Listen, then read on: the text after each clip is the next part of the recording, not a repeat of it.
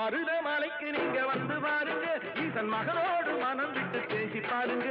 தீராத வினைகள் எல்லாம் தீர்ந்து போகுங்க, சத்தியமா சொல்லுறேன், தீராத வினைகள் எல்லாம் தீர்ந்து போகுங்க. அது தீராவிட்டால் வந்து என்னை கேளுங்க, அது தீராவிட்டால் வந்து என்னை கேளுங்க.